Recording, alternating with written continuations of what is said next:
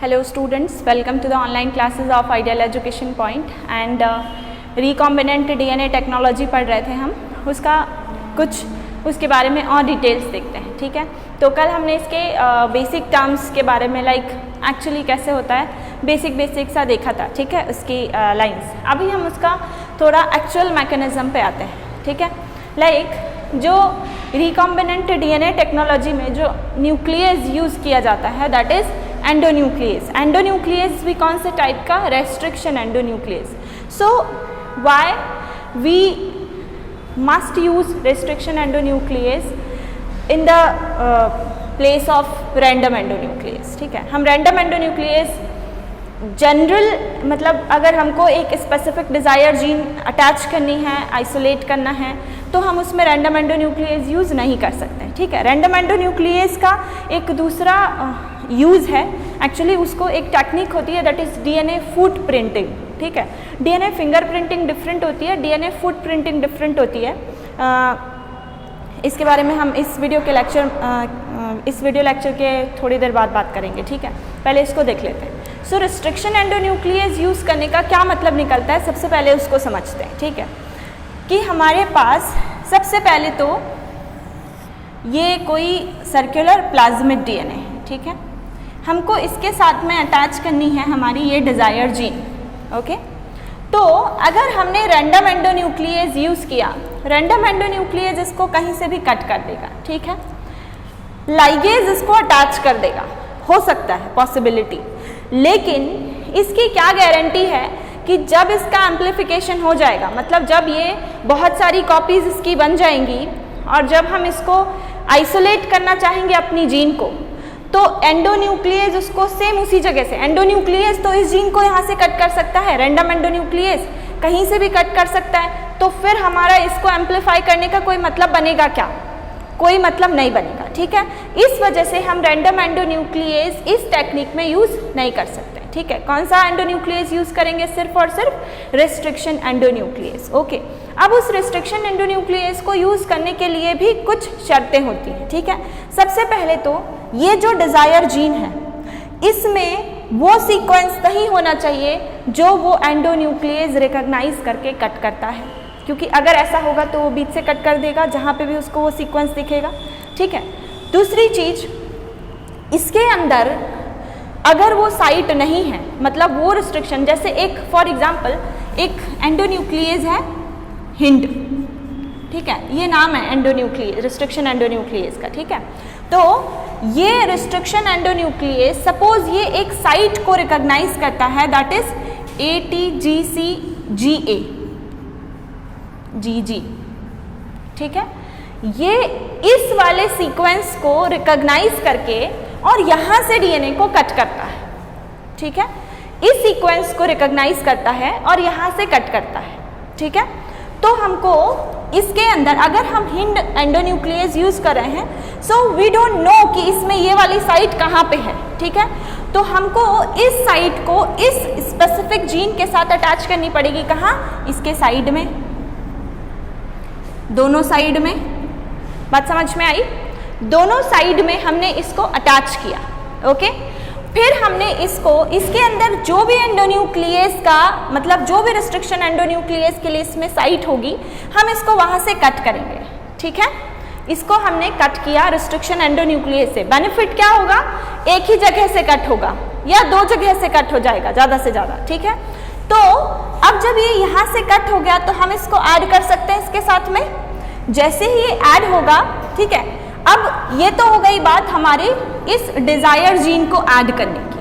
ठीक है, लेकिन अब एक और प्रॉब्लम आती है कि जब ये डिज़ायर जीन इसके साथ में ऐड हो गई, रेप्लिकेट हो गई, चलो अगर हमको इस स्पेसिफिक जीन को हमको निकालना है, लेकिन अगर वो बैक्टीरिया मतलब हमने ये जीन डाली इसके साथ में लाइगेट होने के लिए, लेकिन ये लाइगेट नहीं हुआ किसी भी रीज़न की वजह से, और फिर हमने वो सॉल्यूशन बैक्टीरिया को पोरस करने के लिए हमने जितना भी मैकेनिज्म था सब कर दिया। ठीक है, लेकिन बाद में इतना सारा प्रोसीजर करने के बाद 4-5 दिन का, ठीक है, हमको ये रिजल्ट मिलता है कि ये जो जीन था वो किसी बैक्टीरिया के अंदर गया ही नहीं, फिर सारी मेहनत बर्बाद।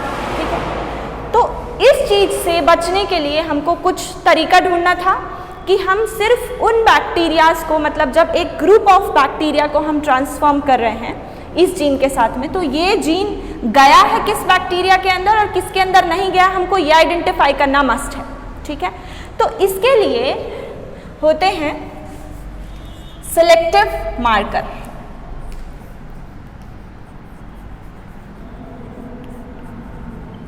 ठीक है, सिलेक्टिव मार्कर एक ऐसा सब्सटेंस होता है, फॉर एग्जाम्पल एम्पिसिलिन।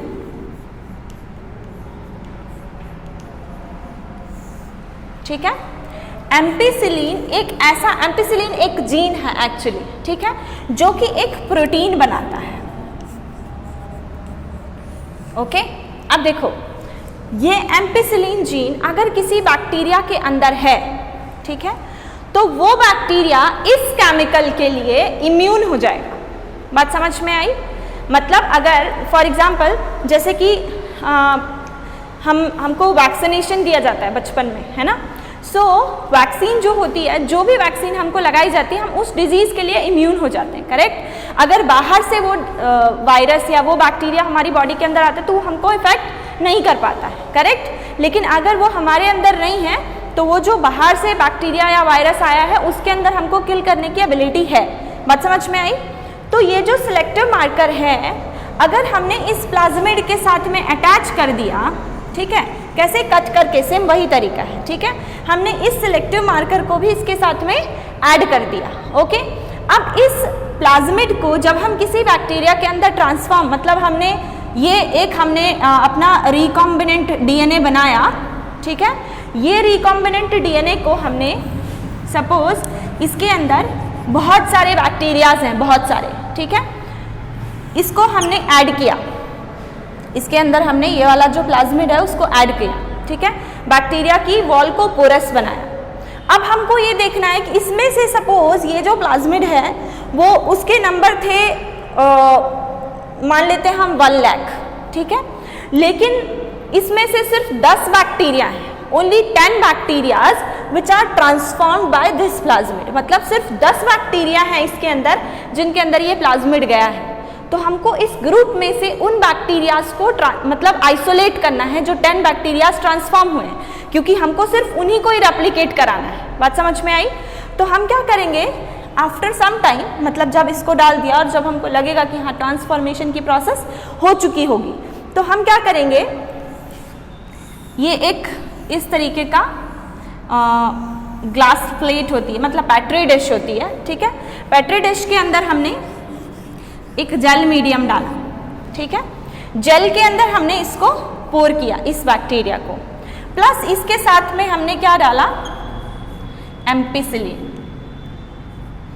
एक्चुअली डालेंगे कैसे इस बैक्टीरिया को, ऐसे नहीं डालेंगे, ठीक है, इस बैक्टीरिया को हम इस तरीके से एक ग्लास रॉड इसके अंदर डिप करेंगे, इसके अंदर डिप करके और फिर उसको इस तरीके से घुमा देंगे, ठीक है, मतलब कि, या फिर इस तरीके से, लाइक ये छोटी छोटी सी, मतलब बैक्टीरिया की कॉलोनी टाइप बनाएंगे।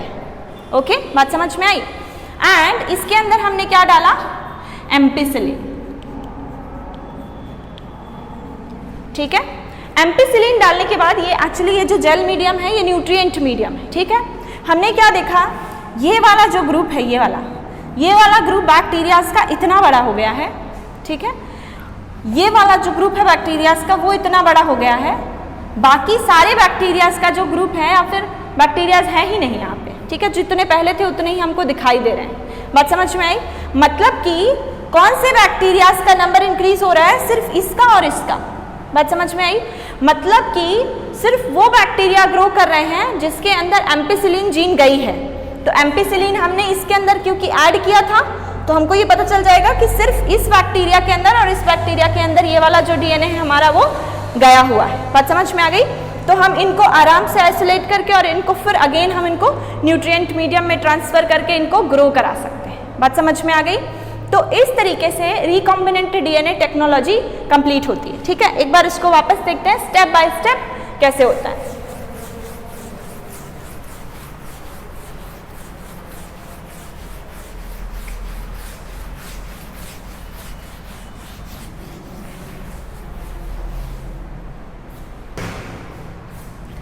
First step, isolation of plasmid, ठीक है। Second, cutting it by any restriction endonuclease, restriction endonuclease जिसकी भी साइट होगी वहां से कट जाएगा, ठीक है। Then number third, adding restriction sequence, और रिस्ट्रिक्शन साइट बोलते हैं,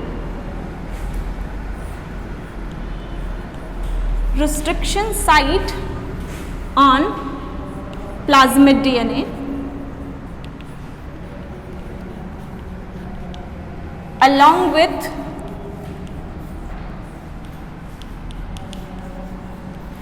desired gene, correct? Adding restriction site on plasmid DNA along with desired gene, ठीक है। जैसे कि ये अगर हमारी एक कोई डिज़ायर जीन है जिसको हम किसी बैक्टीरिया के साथ ग्रो कराना चाहते हैं, तो हमको इसके इस साइड भी रिस्ट्रिक्शन एंडोन्यूक्लियस के लिए साइट ऐड करनी पड़ेगी, इस साइड भी हमको एक रिस्ट्रिक्शन साइट ऐड करनी पड़ेगी। बात समझ में आई? नाउ ये इस तरीके का डीएनए बन गया, प्लाज्मिड डीएनए, ठीक है। देन एक चीज और, next fourth number, adding of selective marker,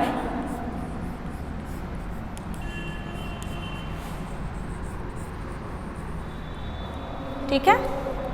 number fifth, adding ligase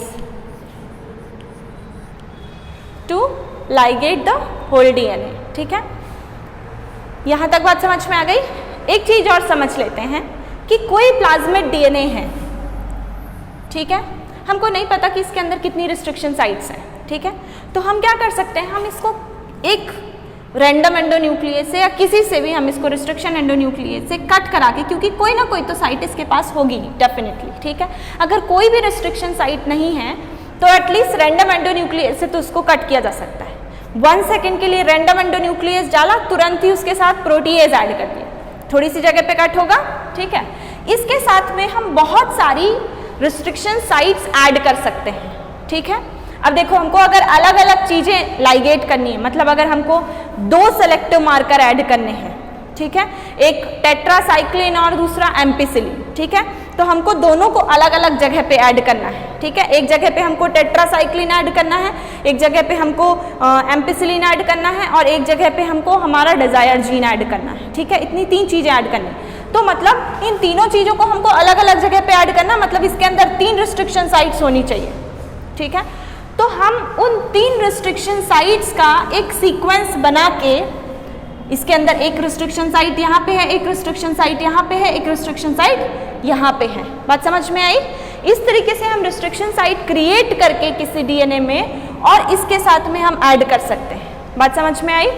अब जब ये हमारा एक ऐसा डीएनए प्लाज्मिड बन गया जिसके पास 3 रिस्ट्रिक्शन साइट्स हैं, ठीक है, तो हम सबसे पहला रिस्ट्रिक्शन एंडोन्यूक्लियस डालेंगे, वो कट करेगा जब डीएनए को, तब हम ऐड करेंगे हमारी desire gene. Desire gene add करने के बाद हम क्या करेंगे, उसको लाइगेट कर देंगे, ठीक है। देन हम दूसरा एंडोन्यूक्लियस, रिस्ट्रिक्शन एंडोन्यूक्लियस ऐड करेंगे डालने के लिए एम्पिसिलिन, जब वो कट कर देगा फिर हम उसको डीनेचर करेंगे, फिर हम डालेंगे एम्पिसिलिन जीन। उसके बाद उसके सील होने के बाद हम क्या करेंगे, तीसरा रिस्ट्रिक्शन एंडोन्यूक्लियस ऐड करेंगे, फिर हम डालेंगे एम्पिसिलिन। बात समझ में आ गई? स्टेप बाय स्टेप इस तरह से प्रोसेस हुई और हमारा एक ट्रांसफॉर्म प्लाज्मिड प्रिपेयर हो गया, करेक्ट? आगे देखते हैं।